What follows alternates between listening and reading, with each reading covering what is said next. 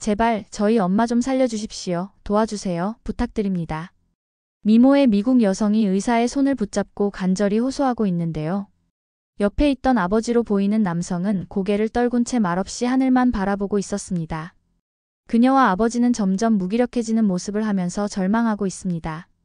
그녀는 왜 먼 한국에 와서 어머니를 구하려는 건지 그 사연이 궁금합니다. 안녕하세요. 저는 클라라 맥킬리라고 해요. 미국 뉴욕에서 글로벌 증권 분석가로 일하고 있어요. 오늘은 제 어머니와 가족이 겪었던 특별한 이야기를 들려드리려고 합니다.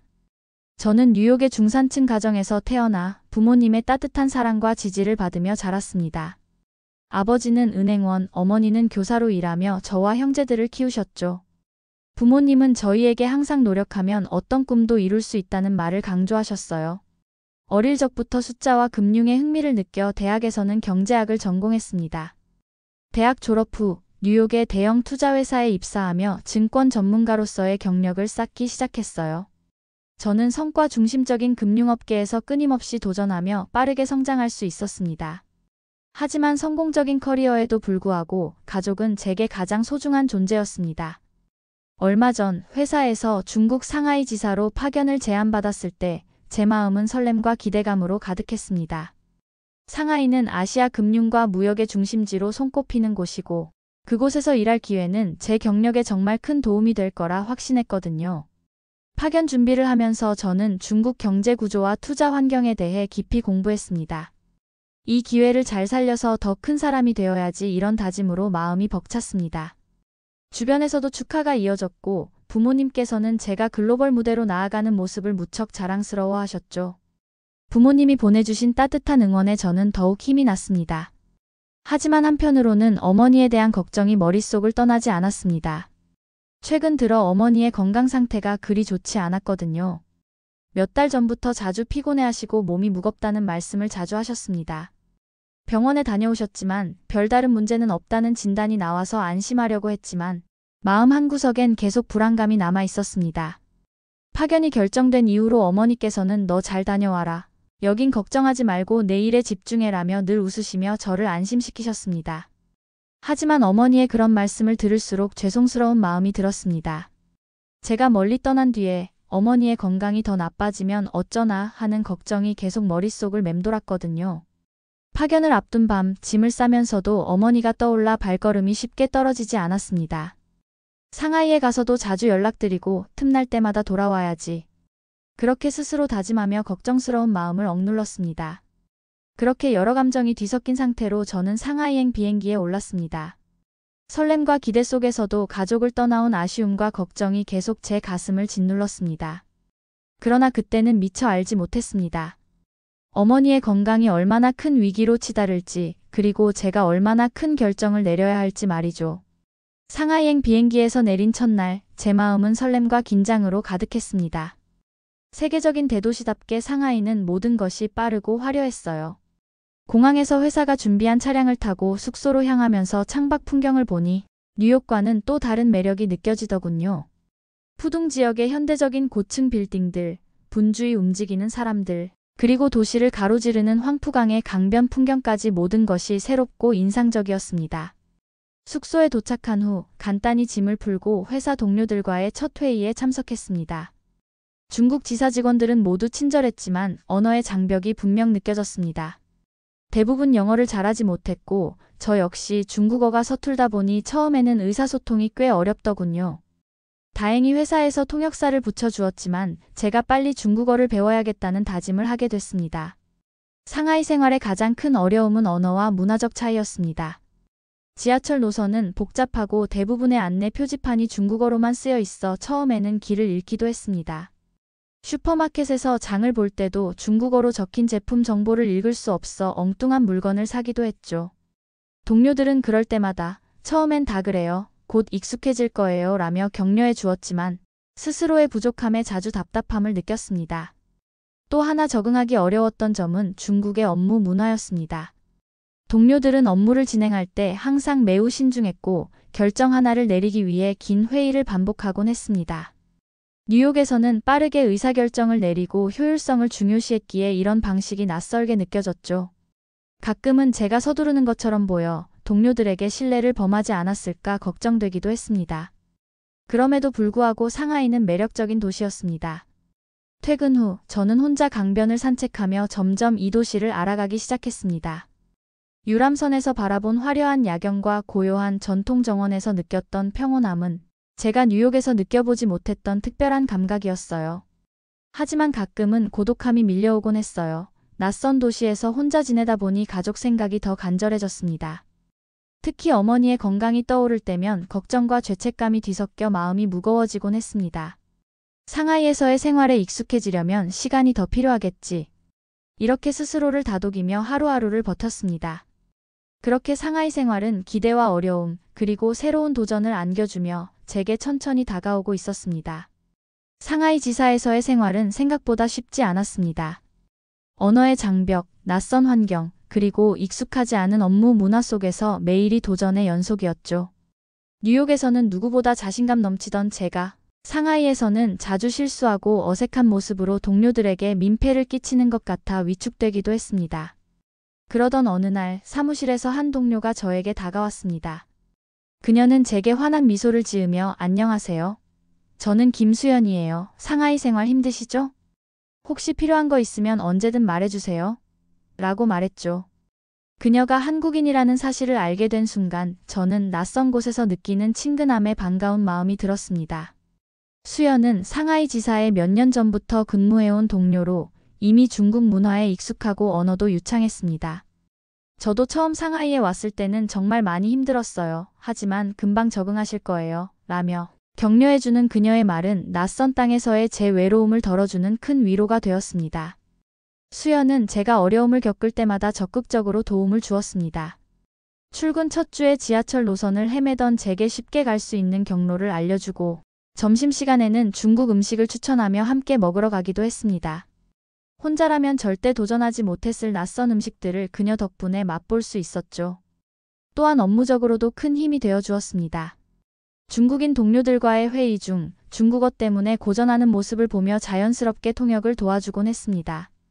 그녀는 제가 중국식 업무 방식에 적응할 수 있도록 조언도 아끼지 않았습니다.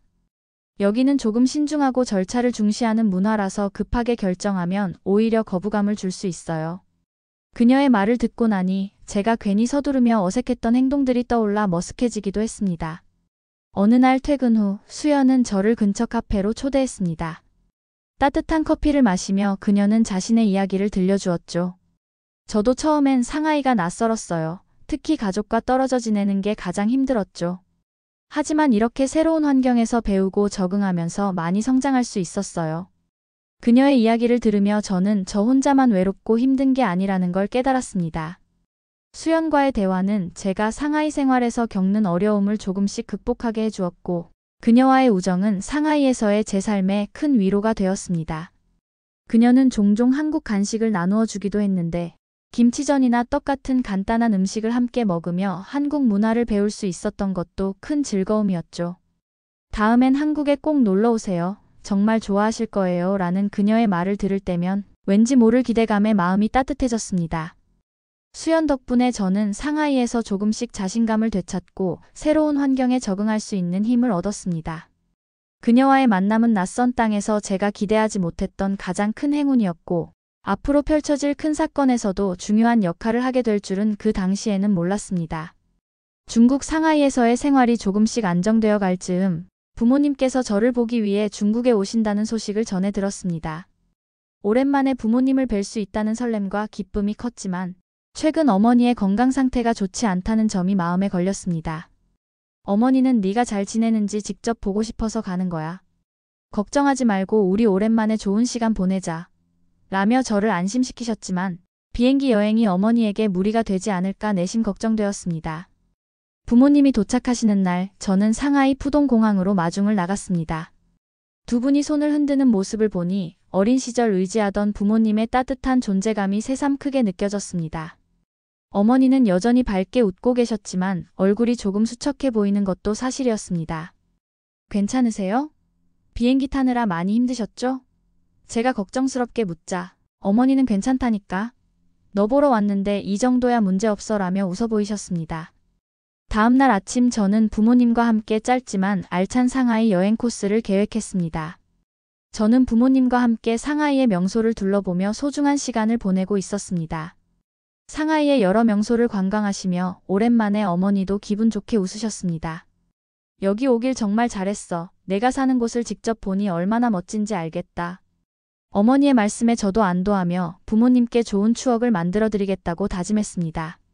그러나 그날 전통적인 중국 골목과 기념품 상점을 구경하던 중 어머니가 갑작스럽게 걸음을 멈추셨습니다. 엄마, 괜찮으세요? 제가 놀라서 물었을 때 어머니는 얼굴이 창백해지며 한 손으로 이마를 짚었습니다. 어지럽고 숨이 좀 차네. 조금 쉬면 괜찮아질 거야. 어머니는 애써 괜찮은 척하셨지만 상태는 점점 악화되었고 마침내 그대로 쓰러지셨습니다. 저와 아버지는 깜짝 놀라 어쩔 줄 몰라 했고 주변 사람들이 모여들었습니다. 다행히도 수연이 동행하고 있던 덕분에 빠르게 도움을 요청할 수 있었습니다. 수연은 침착하게 중국어로 주변 사람들에게 상황을 설명하고 구급차를 불렀습니다. 걱정하지 마세요.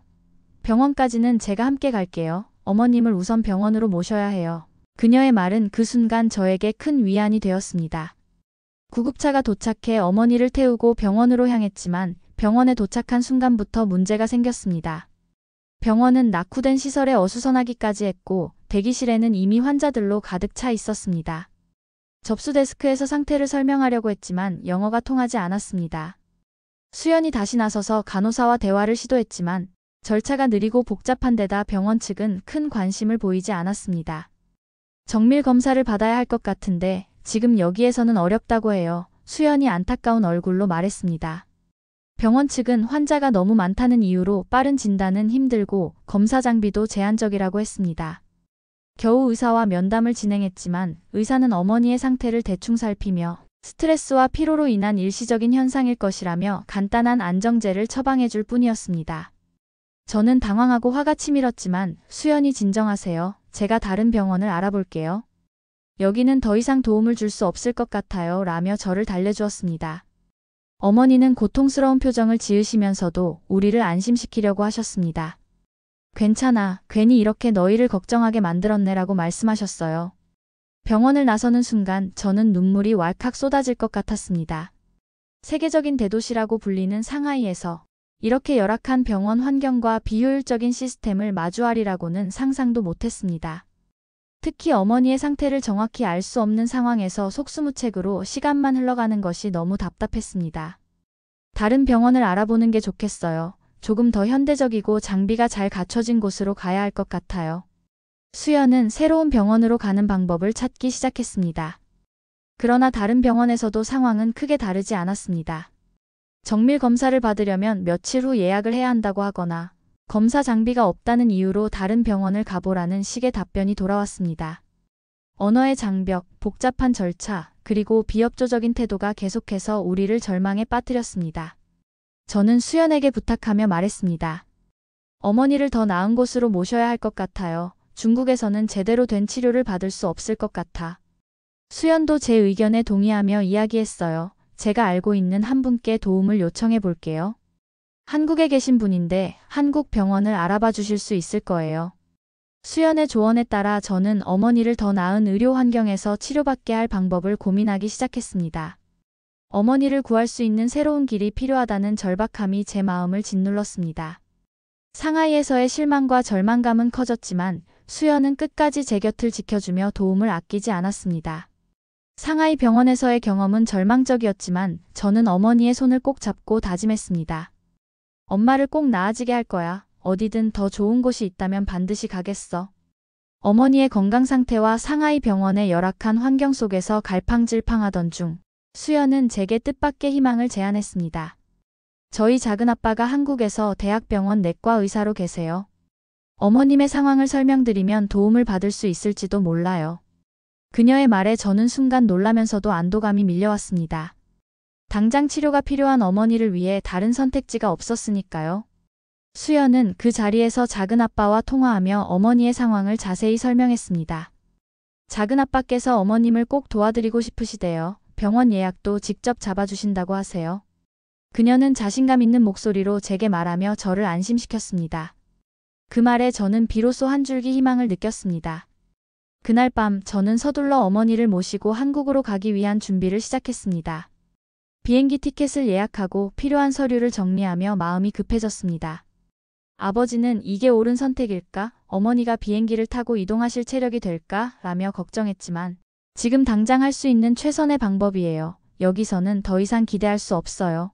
라고 단호히 대답했습니다. 다행히 어머니는 상태가 조금 나아져 비행기를 탈 수 있는 정도는 되셨습니다. 너희가 이렇게 애써주는 걸 보니 엄마는 정말 괜찮아질 것 같은 기분이 든다. 어머니는 힘겹게 웃으시며 저와 아버지를 안심시키려고 하셨습니다. 수연은 공항까지 직접 동행해주며 필요한 절차를 도와주었습니다. 한국 병원은 믿어도 돼요. 어머님을 잘 돌봐주실 거예요. 그녀의 진심 어린 말에 저는 수연에게 고마움과 믿음을 다시 한번 느꼈습니다. 인천공항에 도착하자마자 우리는 수연의 작은 아빠가 예약해둔 대학병원으로 곧바로 향했습니다. 병원에 도착하자마자 깨끗하고 현대적인 시설에 놀라지 않을 수 없었습니다. 상하이에서의 낡고 혼란스러운 병원들과는 완전히 다른 모습이었죠. 어머니를 담당할 의사인 수연의 작은 아빠 김태현 교수님은 따뜻한 미소로 우리를 맞이해 주셨습니다. 멀리서 오시느라 많이 힘드셨죠? 걱정 마세요. 정밀 검사를 바로 진행하고 어머님의 상태에 맞는 치료 계획을 세울 겁니다. 김 교수님의 말은 단순한 위로를 넘어 전문적인 신뢰를 느끼게 했습니다. 어머니는 곧바로 정밀 검사를 받기 시작했습니다. 대학병원의 최신 장비를 이용해 갑상선 초음파, 조직 검사 등 대대적인 검사가 진행되었습니다. 검사 중에도 간호사들은 친절하게 어머니의 상태를 체크하며 편안하게 해주었고 영어로 소통이 가능하다는 점은 저와 아버지에게도 큰 위안이 되었습니다. 검사가 끝난 후 김 교수님은 차트를 보며 어머니의 상태를 설명해 주셨습니다. 검사 결과 갑상선암이 맞습니다. 하지만 좋은 소식은 암이 초기에 발견된 편이고 다른 장기로 전이되지 않았다는 점입니다. 그리고 수술이 가능하고 수술 후에도 예후가 매우 좋을 것 같다고 말씀해 주셨어요. 교수님의 말은 저와 아버지에게 큰 안도감을 안겨주었습니다. 갑상선암은 비교적 치료가 잘 되는 암 중 하나입니다. 어머님은 충분히 회복 가능하십니다. 수술을 통해 암 조직을 제거한 뒤 필요한 경우 방사성 요오드 치료를 진행할 겁니다. 김 교수님은 구체적인 치료 계획을 설명하며 우리가 이해할 수 있도록 친절히 답변해 주셨습니다. 그 순간 저는 비로소 어머니를 구할 수 있다는 희망이 현실이 되는 것을 느꼈습니다. 상하이에서는 정밀 검사조차 받지 못했던 상황에서 이제는 구체적인 계획을 들을 수 있었으니 이보다 더 감사한 일은 없었습니다. 어머니는 며칠 뒤 바로 수술 일정을 잡을 수 있었습니다. 어머니는 네가 여기까지 데려와줘서 엄마가 살 기회를 얻었구나. 고맙다. 라며 제 손을 꼭 잡으셨습니다. 저는 울음을 참으며 어머니께 말씀드렸어요. 엄마가 꼭 나아지실 거라고 믿어요. 여기 계신 분들이 엄마를 잘 치료해 주실 거예요. 수연은 병원에 자주 들러 어머니와 저희 가족을 도와주었습니다. 그녀는 한국 의료진은 정말 최고예요. 어머님이 곧 건강해지실 거예요. 라며 끝까지 우리를 격려했습니다. 그녀의 작은 아빠 김 교수님 역시 치료 과정 하나하나를 설명하며 우리에게 안정감을 주었습니다. 상하이에서의 느꼈던 절망과 혼란이 이렇게 새로운 희망으로 바뀌다니 정말 믿기지 않았습니다. 어머니가 수술을 받고 건강을 되찾으시는 날 우리 가족에게 새로운 시작이 될 거라 믿으며 저는 다시 한번 마음을 다잡았습니다. 며칠 후 어머니의 수술 전날 김태현 교수님께서 가족 상담 시간을 따로 마련해 주셨습니다. 검사 결과와 치료 계획에 대해 구체적으로 설명하기 위해서였죠. 교수님의 차분하고 자신감 있는 태도는 긴장된 저희 가족에게 큰 위로가 되었습니다. 우선 어머님의 갑상선암은 수술로 대부분 제거할 수 있는 상태입니다. 김 교수님은 차트를 가리키며 말씀하셨습니다. 갑상선 전체를 제거하는 전절제수를 진행한 후 남은 갑상선 조직이나 미세 암세포를 제거하기 위해 방사성 요오드 치료를 시행할 계획입니다. 아버지가 걱정스러운 얼굴로 갑상선 전체를 제거하면 몸에 큰 문제가 생기진 않는지 문의하셨죠. 김 교수님은 갑상선 호르몬은 몸의 신진대사와 밀접한 관련이 있지만 수술 후에 호르몬 대체 약물을 복용하시면 정상적인 생활을 하시는데 문제가 없다고 하셨어요. 그리고 고개를 끄덕이며 계속해서 설명을 이어갔습니다. 오히려 약물로 갑상선 호르몬 수치를 안정적으로 조절할 수 있어 관리가 더 쉬운 경우도 많습니다. 수술은 얼마나 걸리고 위험하지는 않을까요? 제가 조심스럽게 물었습니다. 수술 시간은 약 2시간에서 3시간 정도 소요됩니다. 갑상선 수술은 비교적 안전한 수술로 간주되지만 모든 수술에는 일부 합병증의 가능성이 있습니다. 예를 들어 부갑상선 손상이나 성대신경 손상의 가능성이 있지만 저희 팀은 경험이 풍부하기 때문에 그런 위험을 최소화할 수 있습니다. 김 교수님은 진지하면서도 자신감 있는 목소리로 답해 주셨습니다. 수술 후에는 방사성 요오드 치료를 진행할 겁니다. 김 교수님은 이어서 말씀하셨습니다. 이 치료는 남아있는 갑상선 조직을 제거하고 암의 재발 가능성을 줄이는 데 매우 효과적입니다. 치료를 받기 전에 몇 주간 저요오드 식단을 유지하셔야 합니다. 치료의 효과가 더 좋아집니다. 저요오드 식단이라니 어떤 음식을 먹으면 되나요? 어머니가 궁금한 듯 물으셨습니다.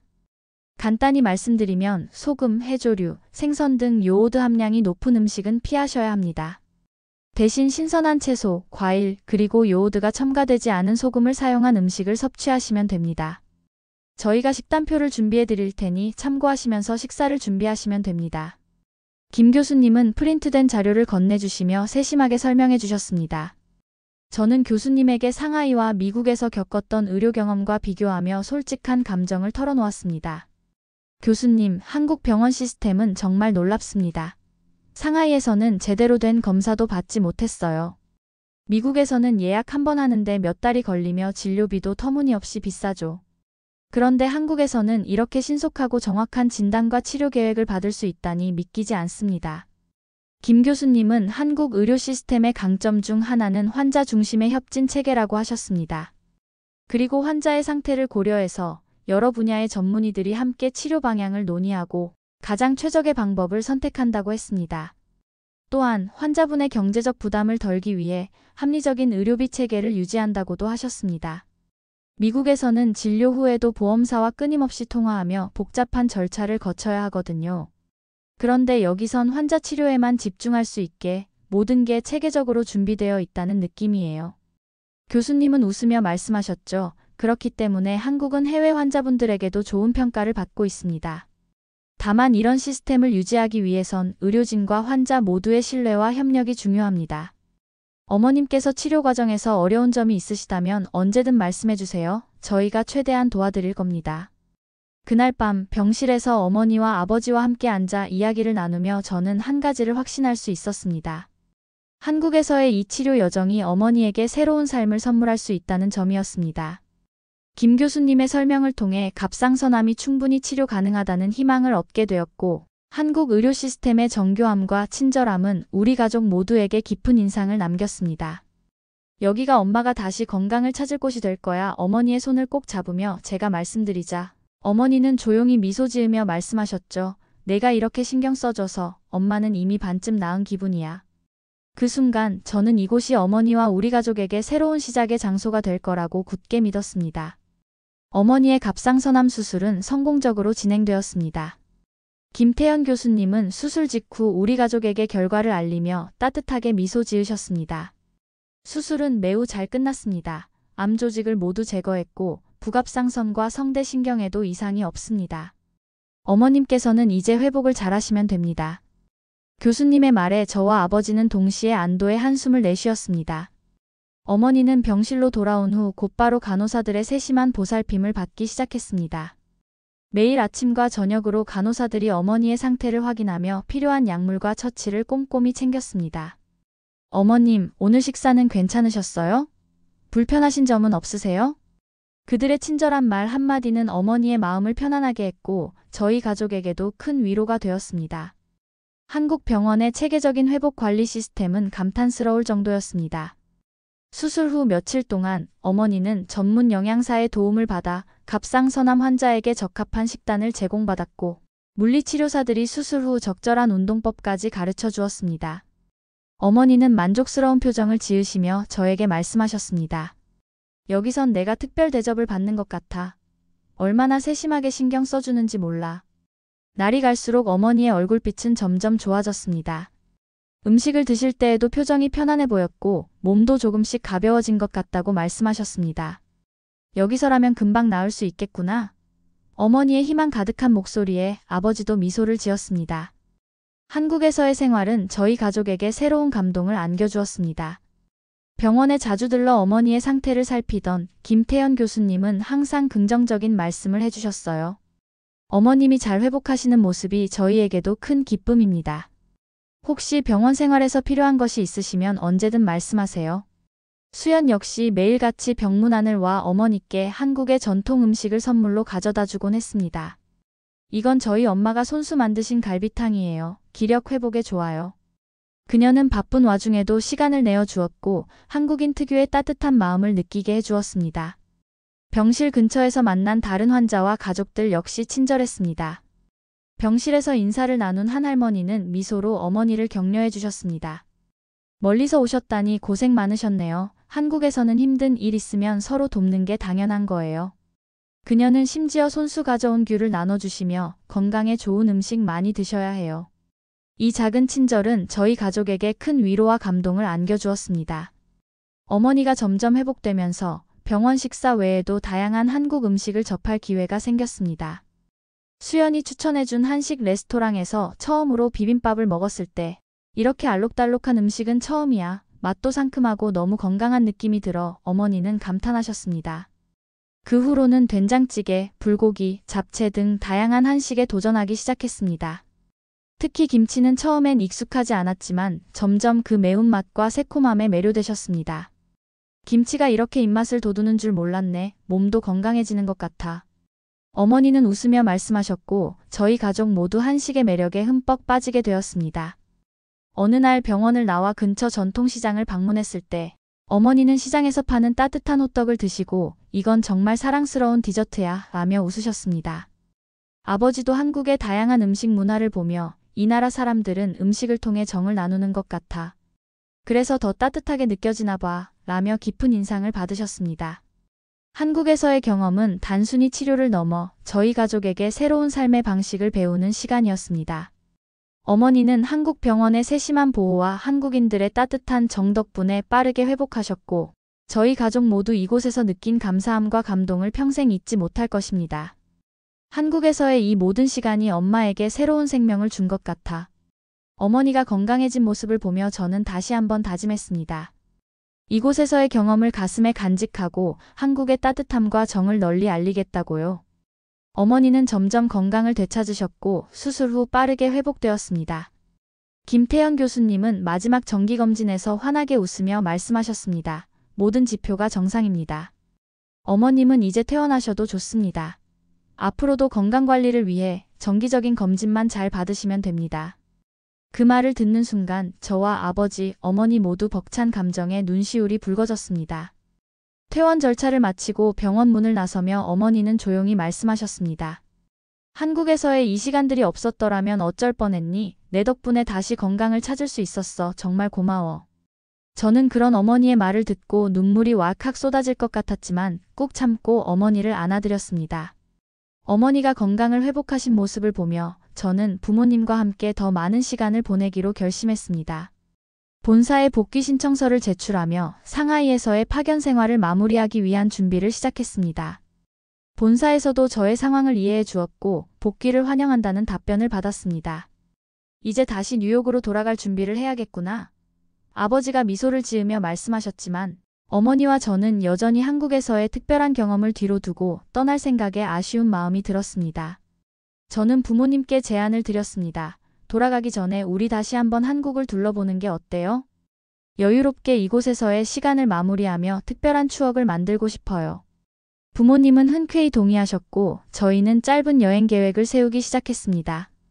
한국을 떠나기 전 저희는 서울의 명소를 다시 방문하며 감사한 마음으로 시간을 보냈습니다. 어머니는 경복궁을 방문하며 한복을 입고 사진을 찍는 체험을 하며 이렇게 아름다운 전통 의상을 입어보니 내가 이곳 사람이 된 것 같네. 라며 행복해하셨습니다. 아버지는 광화문 근처에서 먹었던 전통 음식인 삼계탕이 마음에 든다며 이 음식은 정말 건강해지는 기분이야. 뉴욕에 돌아가서도 만들어 먹을 수 있을까? 라며 웃으셨습니다. 마지막 날에는 수연과 김태현 교수님 가족을 만나 저녁 식사를 했습니다. 수연의 어머니는 정성껏 준비한 전통 음식을 대접하며 멀리서 오신 가족분들이 건강을 찾으셨다니 저희도 기쁩니다. 라고 말씀하셨습니다. 김 교수님은 마지막 말씀으로 저희 가족과의 인연을 따뜻하게 마무리해 주셨습니다. 앞으로도 건강 잘 챙기시고 한국에서의 인연을 소중히 간직해 주셨으면 좋겠습니다.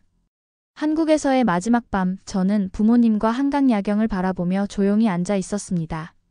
어머니는 말씀하셨어요. 이곳에서의 시간이 우리 가족에게 정말 큰 선물이었구나. 건강을 되찾은 것도, 한국 사람들의 따뜻한 마음을 느낀 것도 모두 소중한 추억이야. 아버지도 감사의 마음을 담아 말씀하셨어요. 네가 선택한 이 여정이 결국 우리 가족에게 새로운 기회를 준 것 같구나. 저는 이 모든 경험이 저를 더 성장하게 했음을 깨달았습니다. 어머니의 건강 회복과 함께 제가 배운 것은 단순한 치료의 차원을 넘어 사람들의 따뜻함과 진심이 삶을 얼마나 풍요롭게 만들 수 있는가 하는 점이었습니다. 한국을 떠나는 날, 공항에서 저는 마지막으로 창밖을 바라보며 이곳에서의 시간을 떠올렸습니다. 어머니의 건강을 되찾게 해준 한국 의료진, 그리고 수연과 김 교수님 가족의 따뜻한 배려, 그리고 한국인들의 정과 따뜻한 마음까지. 한국은 단순히 우리가 치료받은 나라를 넘어 우리 가족에게 새로운 시작을 선물한 곳이야. 어머니는 제 손을 꼭 잡고 말씀하셨습니다. 저는 고개를 끄덕이며 다짐했습니다. 이곳에서 배운 따뜻함과 정을 잊지 않고 앞으로도 우리 삶에 간직할 거예요. 비행기 안에서 저는 이 특별한 여정이 우리 가족의 삶에 남긴 흔적을 생각하며 조용히 미소 지었습니다. 자, 오늘 사연 어떻게 들으셨나요?